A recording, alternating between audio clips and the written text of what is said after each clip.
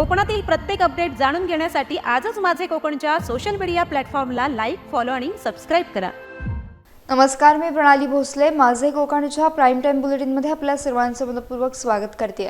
बुलेटिनला सुरुवात करण्याआधी पाहूयात हेडलाईन्स।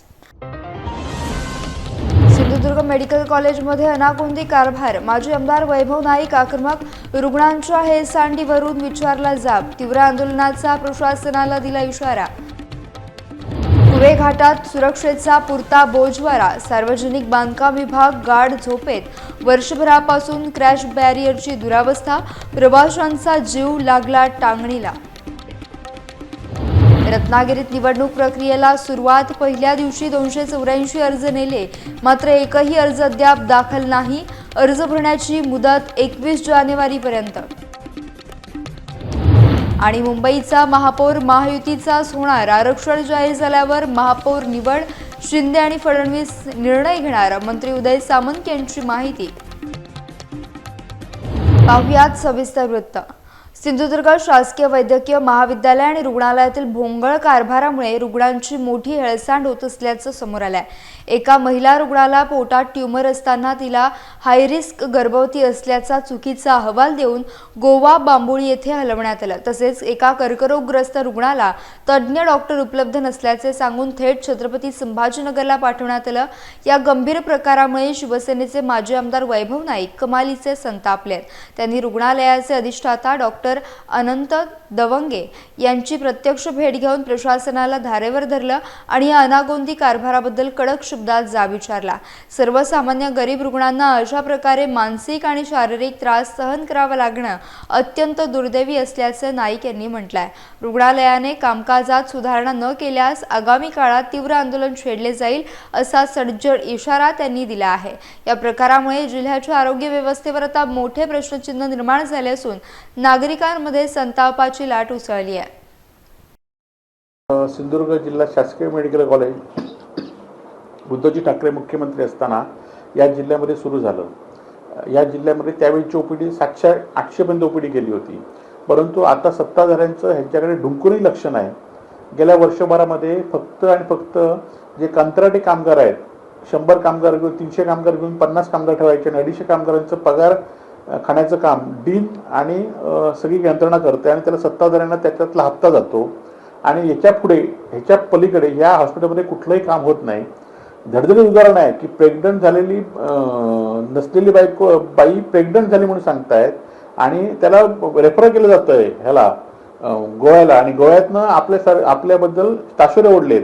खरं तर ह्या गंभीर प्रकरणाची दखल घेतली पाहिजे आणि डीनना या संदर्भात आज मी गेलो होतो डीनच्या ऑफिसमध्ये, पण डीन कुठेतरी पळाले, उद्या मिळतील।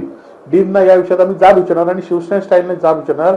आरोग्याच्या यंत्रणेमध्ये हलगर्जीपणा जर सत्ताधारी खपवून घेत असतील तरी विरोधक म्हणून आम्ही खपवून घेतले जाणार नाही। दापोली-खेड राज्य महामार्गावरील कुवे घाटात सध्या प्रवाशांचा जीव धोक्यात आला।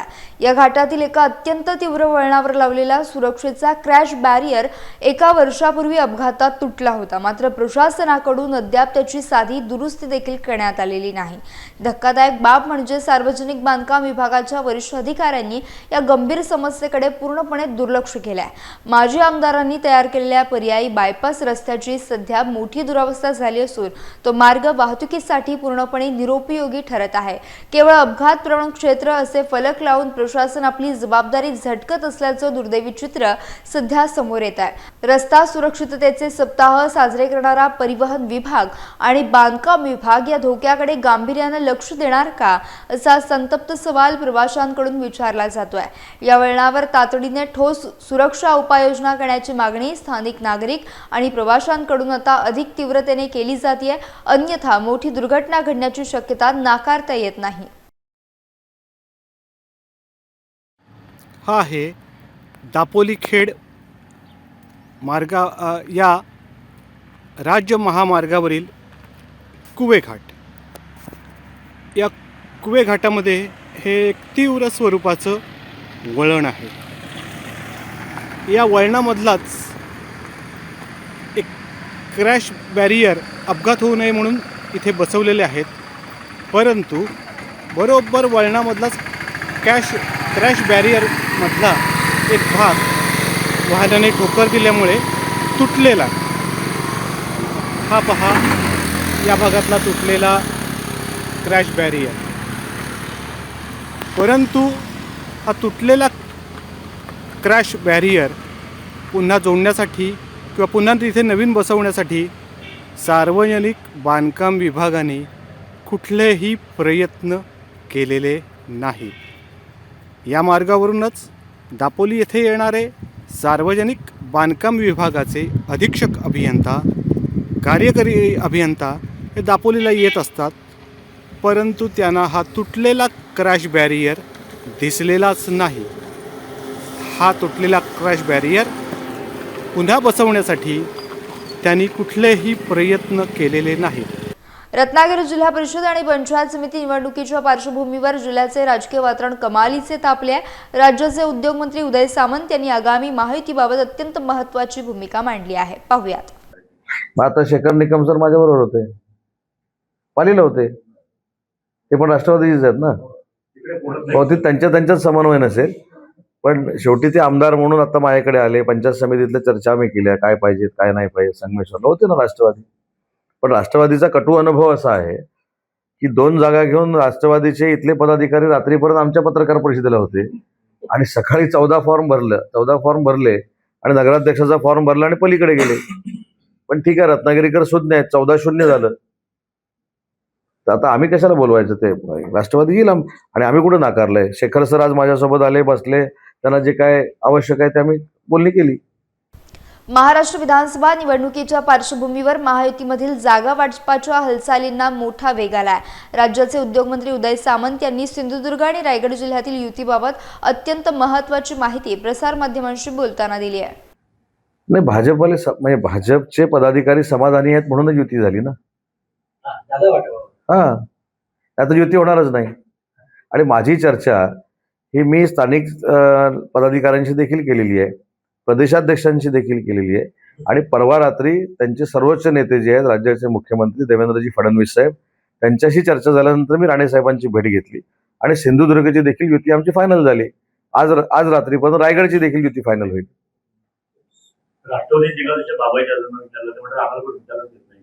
रत्नागिरी जिल्ह्यात जिल्हा परिषद आणि पंचायत समिती निवडणुकीचे रणशिंग फुंकले गेले असून आजपासून अर्ज प्रक्रियेला मोठ्या उत्साहात सुरुवात झाली.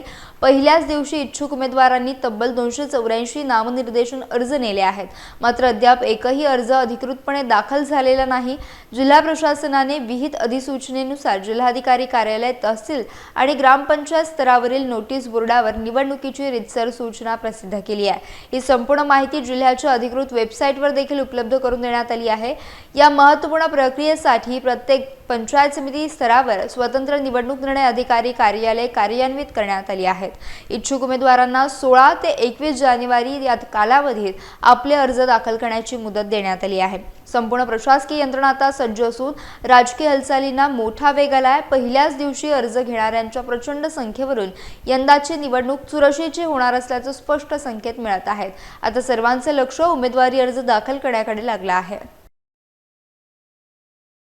रायगड जिल्ह्यातील कर्जत मतदारसंघात आगामी जिल्हा परिषद निवडणुकीसाठी परिवर्तन विकास आघाडीने आपले उमेदवार जाहीर केलेत. या आघाडीत शिवसेना, उद्धव बाळासाहेब ठाकरे पक्ष आणि राष्ट्रवादी काँग्रेस अजित पवार गट एकत्र निवडणूक लढवणार असून शिवसेना उपजिल्हाप्रमुख नितीन सावंत यांनी ही अधिकृत घोषणा केली आहे. आगामी 5 फेब्रुवारीला होणाऱ्या 59 जिल्हा परिषद आणि 118 पंचायत समिती जागांसाठी सर्वच राजकीय पक्षांनी आता कंबर कसली आहे. कर्जतमधील 4 मुख्य जागांसाठी उमेदवारांची नावे निश्चित झाली आहेत.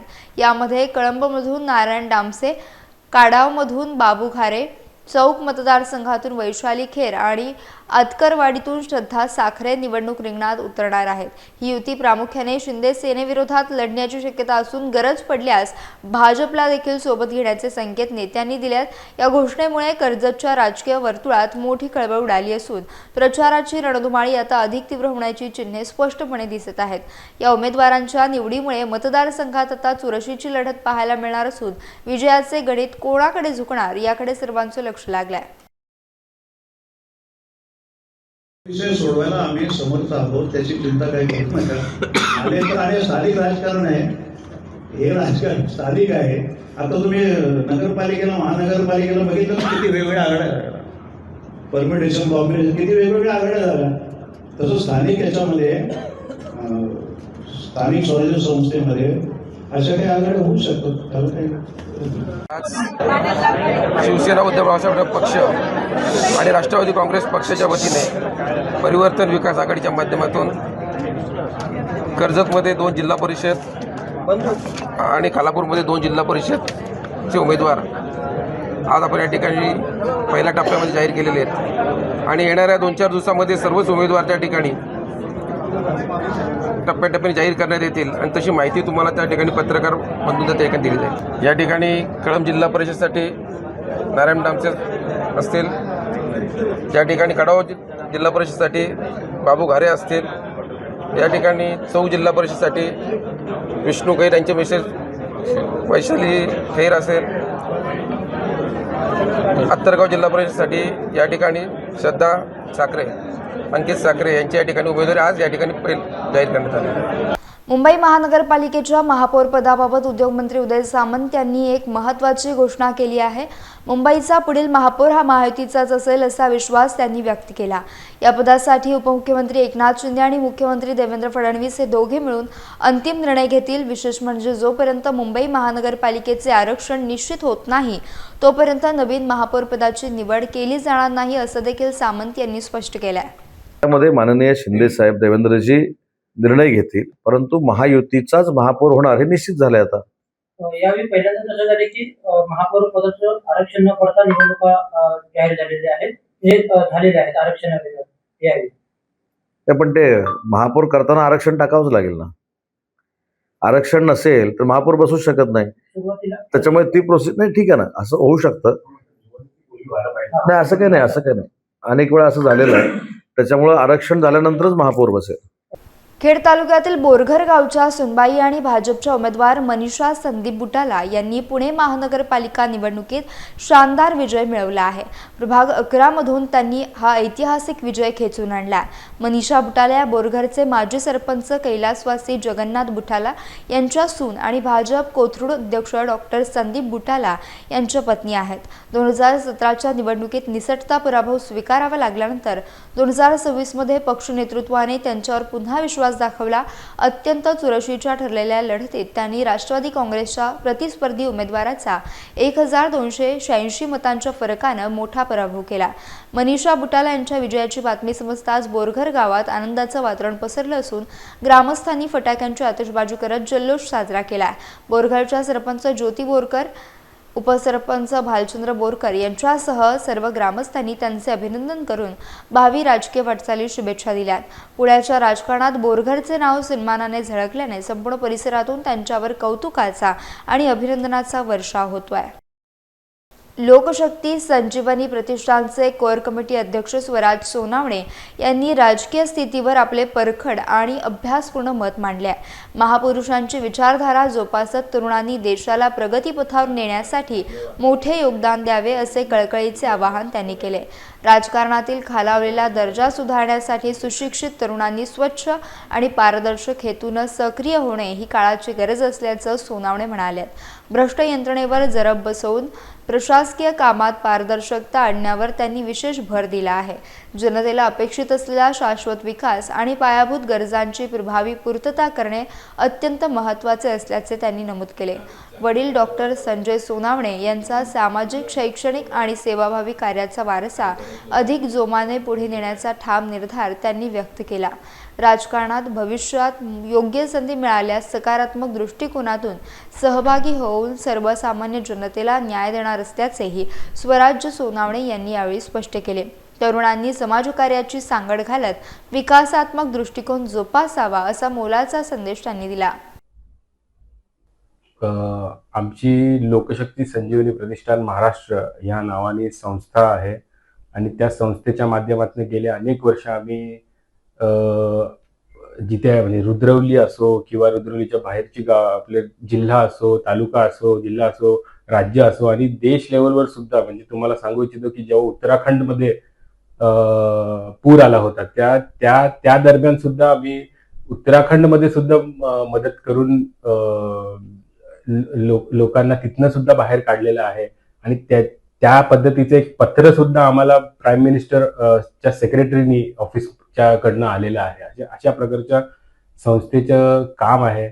आणि डॉक्टर संजय सोनवणे हे एक सुशिक्षित आणि जाणकार व्यक्तिमत्व आहे, ज्यांना पूर्ण जिल्हाभर, राज्यभर अनेक लोक त्यांच्याकडे येऊन मार्गदर्शन घेत असतात आणि त्यांच्याच मार्गदर्शनाखाली आणि विचारांखाली खरं तर मी लहानपणीपासनं वयाच्या 10 वर्षापासून मी सामाजिक कार्यात काम माझं चालू केलेलं. खरं तर आत्ताचं जे राजकारण आहे आणि जी महानगरपालिका असो, मग नगरपंचायती असो, किंवा आत्ताच नुकतंच डिक्लेअर झालेलं जिल्हा परिषदेची निवडणुका असो, या सगळ्या राजकीय गोष्टींकडे खरं तर राजकारण हे समाजाचे जे समस्या आहेत हे सोडवण्यासाठीचं एक प्लॅटफॉर्म म्हणून बघून त्यांना आपण जे जास्तीत जास्त समाजाचे प्रश्न ह्याच्यातनं आपण सोडवू शकतो आणि त्या दृष्टिकोनातनं आपण राजकारणाकडे मी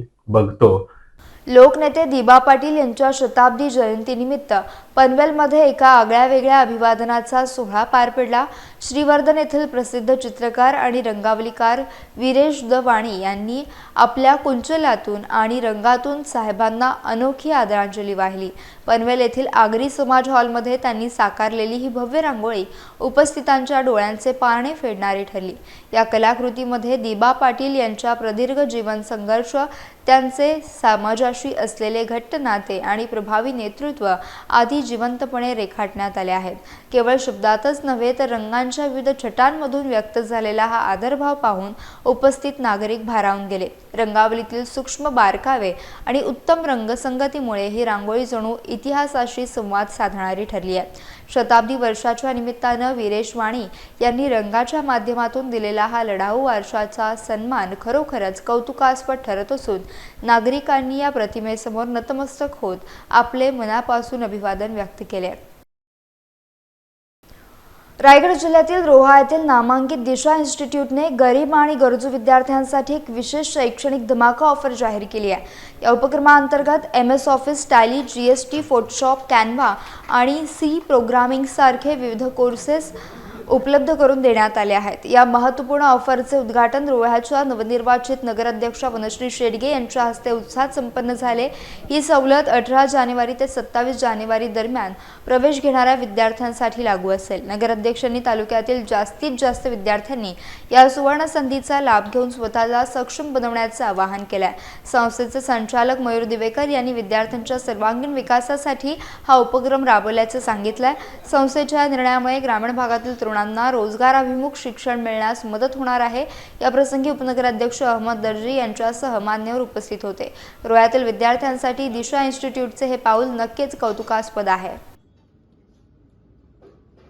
दिशा कॉम्प्युटर आणि आमच्या संयुक्त विद्यमाने या ठिकाणी गेले वर्षभर आम्ही हा दिशा कॉम्प्युटरच्या इन्स्टिट्यूटच्या माध्यमातून रोहे शहराला एक सुवर्ण संधीचा लाभ करून दिलेला आहे. रोहे शहरातील विद्यार्थी असतील, म्हणजे तालुक्यातील विद्यार्थी असतील, या सगळ्यांना सुरुवातीपासूनच अतिशय माफक दरामध्ये, आज ज्या 21व्या शतकामध्ये आपण कम्प्युटरचं ज्ञान ज्याला नसेल त्याला तंत्रज्ञान नाही असं म्हणतो, त्याचाच लाभ घेण्यासाठी अतिशय माफक दरामध्ये सुरुवातीपासूनच आम्ही कोर्सेस उपलब्ध करून दिलेले आहेत. आणि आज सुद्धा रोह्याच्या प्रथम नागरिक नगराध्यक्षा कुमारी वनश्री शेडगे यांच्या शुभ हस्ते या ठिकाणी 1450 रुपयात सर्व कोर्सेस या ठिकाणी उपलब्ध होणार आहेत. याच लॉन्चिंग आज त्यांच्या शुभ हस्ते या ठिकाणी झालेला आहे. माझे सर्व सन्माननीय नगरसेवक या ठिकाणी उपस्थित होते, त्यांचाही मी मनापासून या ठिकाणी आभार मानतो. आणि आजपर्यंत जवळजवळ 1500 विद्यार्थ्यांना वर्षभरामध्ये आपण या ठिकाणी शिक्षण कम्प्युटरच्या माध्यमातून वेगवेगळ्या कोर्सेसमधून दिलेलं आहे. दिशा कॉम्प्युटर इन्स्टिट्यूट आणि आमचे प्रभाग 6चे नगरसेवक श्री मयूरजी दिवेकर यांच्या संयुक्त विद्यमाने आज इथे जे सगळे कोर्सेस आहेत, म्हणजे टॅक्सेशनचे असो, डिझाईनचे असो, टेक्निकली काय असो, अकाउंट्सचे असो, ते आपण म्हणजे हे लोक 1450 या माफक दरात रोह्यातील, शहरातील आणि तालुक्यातील विद्यार्थ्यांना उपलब्ध करून देत आहेत. आणि हे असे कोर्सेस आहेत जे आजच्या डिजिटल युगात त्यांचा खूप अशी डिमांड आहे, म्हणजे इंडस्ट्रीजमध्ये देखील डिमांड आहेच, पण हे कोर्सेस तुम्ही केलेत तर घर बसल्या देखील तुम्ही तुमचं उत्पन्न वाढवू शकता.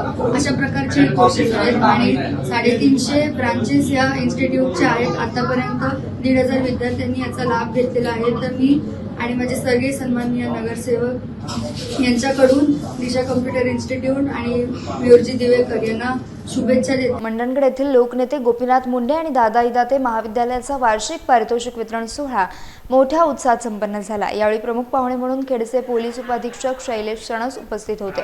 मार्गदर्शन करत असताना ग्रामीण भागात शिक्षण घेताना निराश न होता विद्यार्थ्यांनी समस्यांना धाडसाने सामोरे जावे.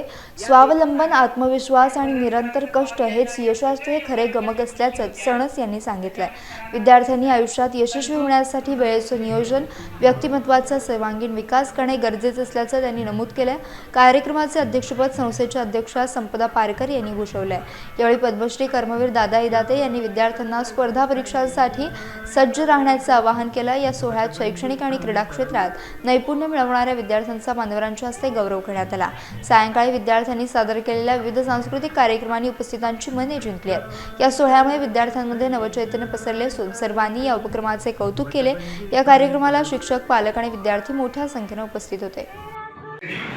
ज्यावेळेस आपल्याला ऑक्सिजनची कमतरता भासत होती त्यावेळेस आपल्याला दिसलं की ऑक्सिजनमुळे कितीतरी जणांनी प्राण गमावले. त्यावेळेस आपल्याला ऑक्सिजनचं महत्त्व कळलं.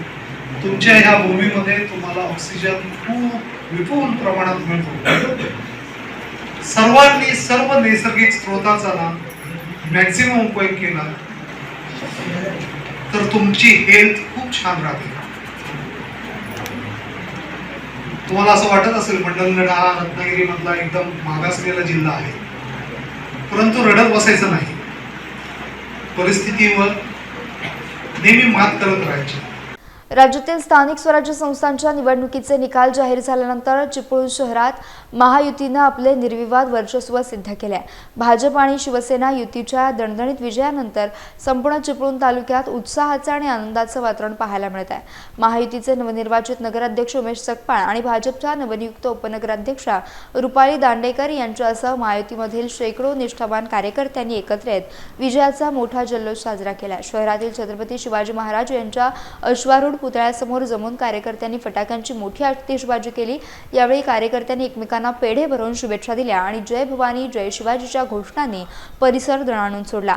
या भव्य आनंदोत्सवात माजी नगरसेवक आशिष खातू, विजय चितळे यांच्यासह महायुतीचे सर्व आजी माजी पदाधिकारी आणि कार्यकर्ते मोठ्या संख्येने सहभागी झाले होते.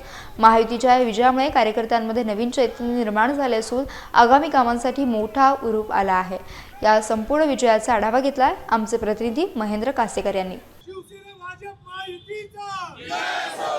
महाराष्ट्रभरामध्ये आज जो निकाल लागलेला आहे त्याच्यामध्ये महायुतीला चांगलं मताधिक्य मिळालेलं आहे आणि त्याचा जो काय आनंद आहे हा चिपळूणमध्ये देखील व्यक्त होताना दिसतोय. चिपळूणचे नगराध्यक्ष आहेत, नगरसेवक आहेत, आजी माजी नगरसेवक आहेत, एकमेकांना पेढे भरून हा आनंद व्यक्त करतायत. आपल्यासोबत आज नगराध्यक्ष आहेत चिपळूणचे उमेश सकपाळ, त्यांच्याकडनं जाणून घेऊया. साहेब, काय सांगाल, आज जे मताधिक्य मिळतंय हे नेमकं कशा प्रकारचं यश आहे? महाराष्ट्राचे माजी मुख्यमंत्री व आताचे उपमुख्यमंत्री आदरणीय एकनाथ शिंदे साहेबांनी जी लाडकी बहिणी जी योजना आणली त्या योजनेच्या सर्व महिला भगिनींनी माझ्या अत्यंत अडचणीच्या काळामध्ये लागणारे जे आपल्याला जे मदत होती त्या मदतीच्या पोटी लाडक्या भावाला तसेच आपले आदरणीय मुख्यमंत्री फडणवीस साहेब ह्या सगळ्या महायुतीला त्यांनी उचलून धरून आपल्याला फार मोठा हा विजय निर्माण झालेला आहे. आपल्यासोबत भाजपच्या उपनगराध्यक्ष आहेत. काय सांगाल, तुम्ही देखील फर्स्ट टाइम या निवडणुकीच्या रिंगणात होतात. आज हा आनंद होतोय, महाराष्ट्रभर आनंदाचं वातावरण आहे, काय सांगाल? या वातावरणाबद्दल मी एवढंच सांगीन की मला असं वाटतं की ही जी काही हे जे काही म्हणजे यश आहे तर त्याच्यामागे निश्चितच आपण जे काही म्हणजे जेव्हा आपलं मतदानाच्या पूर्वी जे काय आपण त्यांना नियोजन दिलेलं आहे किंवा जी काही माहिती आपण त्यांना दिलेली आहे त्याच्यावरती हे पूर्ण यश आपण संपादन केलेलं आहे. शशिकांत मोदी आहेत आपल्याबरोबर, जे भाजपचे नगरसेवक आहेत. काय सांगाल, मराठी माणसांनी मतदान करावं असं ठाकरेंनी आवाहन केलेलं होतं. एकीकडे जे महायुती सरकार आहे त्यांनी देखील मराठी माणसाला आवाहन केलेलं होतं. कुणाचं ऐकलंय, काय झालं नेमकं आणि कशा प्रकारचं हा यश आहे तुम्हाला वाटतंय? प्रथमतः भाजप शिवसेना युतीच्या सर्व विजयी नगरसेवकांचे आम्ही अभिनंदन करतो की मुंबई असेल, पुणे असेल, नागपूर असेल, नाशिक असेल, या सगळ्या विभागामध्ये भारतीय जनता पार्टीने आणि युतीच्या माध्यमातून फार मोठा विजय हा संपूर्ण महाराष्ट्रात आपल्याला मिळालेला आहे.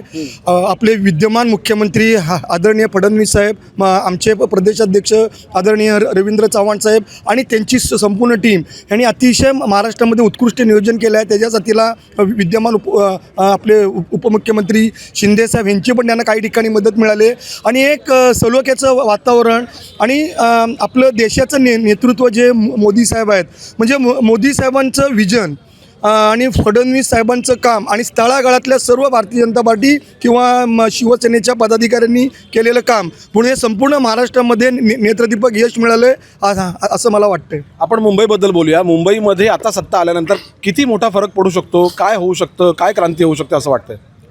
मुळात म्हणजे आपल्या जी भारताची जी रचना झालेली आहे ती भाषिक याच्यानुसार झालेली आहे. मग हे जरी सगळं खरं असलं तरी विकासाची एक सुप्त लाट जी नागरिकांच्या मनात होती ती आता स्वप्नात उतरण्याची वेळ आलेली आहे आणि नक्कीच नागरिकांनी जे स्वप्न पाहिलेलं आहे ते मुख्यमंत्री आणि उपमुख्यमंत्री यांच्या माध्यमातून ते पूर्ण होईल असं वाटतं. एकूणच महाराष्ट्रामध्ये भाजप आणि शिवसेना ह्या महायुतीला जे यश मिळालेलं आहे या यशामागे मतदारांचा हात तर आहेच, मात्र त्यासोबत ठाकरे बंधू आणि भाजपचा जो खेळीमेळीचा जो प्लॅन होता, सोशल मीडियावर येणारे जे व्हिडिओज होते, या सर्वांचा परिणाम मोठ्या प्रमाणात झालेला दिसतोय. आता मतदार म्हणून ज्यांनी मतदान केलेलं आहे त्यांना आश्वासनं मिळाली आहेत. ती आश्वासनं कशा प्रकारे पूर्ण होतात, मुंबई महाराष्ट्रामध्ये जी राजधानी आहे त्याच्यामध्ये कशा प्रकारे आता मुंबईमध्ये वेगवेगळी विकास कामं होतील याच्याकडे आता सर्वांचं लक्ष आहे. व्हिडिओ जर्नलिस्ट सनी आदवडेसह महेंद्र कासेकर, माझे कोकण, चिपळूण. श्रीवर्धन तालुक्यातील आदगाव जिल्हा परिषद मराठी शाळेच्या विद्यार्थ्यांनी नुकतीच स्वराज्याची राजधानी किल्ले रायगडाला भेट दिली. 1ली ते 4थीच्या चिमुकल्या मुलांमध्ये इतिहासाची आवड निर्माण व्हावी आणि शिवरायांचे शौर्य जवळून अनुभवता यावे या उद्देशानं या विशेष शैक्षणिक सहलीचं आयोजन करण्यात आलं होतं. विशेष म्हणजे लहान वयातील या विद्यार्थ्यांनी छत्रपती शिवाजी महाराज की जय अशा घोषणा देत संपूर्ण रायगड किल्ला पायी चढून सर केला. या प्रवासात विद्यार्थ्यांनी किल्ल्यावरील महत्त्वाच्या ऐतिहासिक स्थळांची माहिती जाणून घेतली. गडावर पोहोचल्यानंतर विद्यार्थ्यांनी महाराजांच्या सिंहासनाचे दर्शन घेतले, ज्यामुळे संपूर्ण परिसर शिवगर्जनांनी दुमदुमून गेला होता. या सहलीमध्ये शिक्षकांसोबतच पालकांनी मोठ्या संख्येने सहभाग घेतला होता. प्रत्यक्ष गडदर्शनामुळे मुलांमध्ये राष्ट्रप्रेमाची आणि ऐतिहासिक वारशाची जाणीव वृद्धिंगत झाल्याचे पालकांनी सांगितले. लहान वयातच स्वराज्याची गोडी रुजवण्यासाठी ही सहल विद्यार्थ्यांसाठी एक अविस्मरणीय अनुभव ठरली आहे. इतिहासाची प्रत्यक्ष अनुभूती देणारा हा उपक्रम सर्वत्र कौतुकाचा विषय ठरत आहे. यासह बुलेटिनमध्ये वेळ झाली. इथेच थांबण्याची भेटूयात नवीन बुलेटिनसह. तोपर्यंत तुम्ही कुठेही जाऊ नका, पाहत राहा फक्त माझे कोकण.